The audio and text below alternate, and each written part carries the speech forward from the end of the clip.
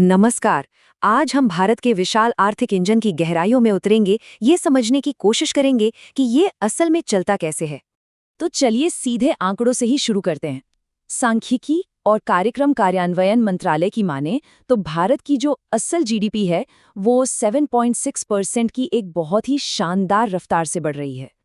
देखिए, ये जो ग्रोथ है, ये कोई अचानक नहीं हो जाती। इसके पीछे एक बहुत बड़ी, बहुत ही पेचीदा राष्ट्रीय मशीनरी काम करती है।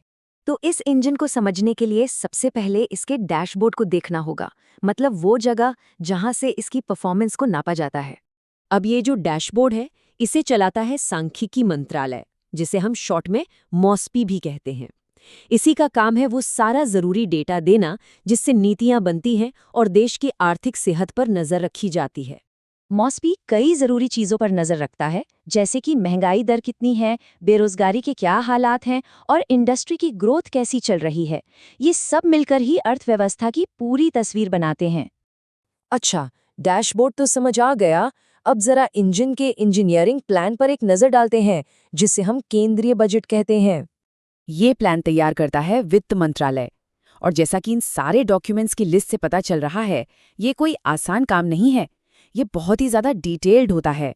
पर इतनी जटिल प्रक्रिया को भी हम चाहें तो 3 आसान स्टेप्स में समझ सकते हैं। पहला, सरकार अपनी कमाई का अंदाजा लगाती है। दूसरा, कहाँ-कहाँ कितना खर्च होगा ये तय करती है। और फिर आखिर में इस पूरे प्लान को मंजूरी के लिए संसद के सामने रखती है। चलिए, अब इस इंजन के R&D डिपार्टमेंट को देखते हैं, मतलब वो जगह जो देश की लंबी अवधि की दिशा तय करती है। और ये है नीति आयोग, एक बहुत ही अहम संस्था जो पुराने योजना आयोग की जगह पर आई है।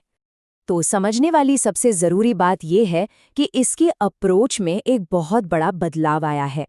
मतलब अब केंद्र से सिर्फ आदेश नहीं आते, बल्कि अब राज्यों के साथ मिलकर सहयोग के साथ काम करने पर जोर दिया जाता है। और ये सारी बातें हमें एक बहुत ही जरूरी सवाल तक ले आती हैं कि आखिर इस विशाल इंजन को चलाते कौन लोग हैं। इस इंजन को चलाते हैं लाखों सरकारी कर्मचारी। और सच तो ये है कि ऐसी ही एक नौकरी पाना देश में करोड़ों लोगों का सपना होता है। सरकारी नौकरी का सपना, ये सिर्फ एक नौकरी नहीं है। ये सपना जॉब सिक्योरिटी, पेंशन, भत्ते और समाज में एक खास सम्मान की मजबूत नींव पर टिका होता है। और इसी गहरी चाहत का नतीजा है जबरदस्त कंपटीशन। सोचिए, कुछ हजार नौकरियों के लिए लाखों उम्मीदवार एक दूसरे से मुकाबला करते हैं। ये जो भारत की कहानी है, ये एक ऐसी चुनौती से जुड़ी है जिसका सामना आज पूरी दुनिया कर रही है। देखिए, मकसद सिर्फ कोई भी नौकरी पैदा करना नहीं है, बल्कि ऐसी नौकरियां बनाना है जो सही हों, बेहतर हों, ताकि एक सस्टेनेबल विकास हो सके। तो अंत में एक सवाल ये उठता है कि जैसे जैसे भारत की अर्थव्यवस्था और इसका ये इंजन बदलता जाएगा, तो क्या एक सुरक्षित सरकारी नौकरी का सपना भी उसी के साथ बदल जाएगा?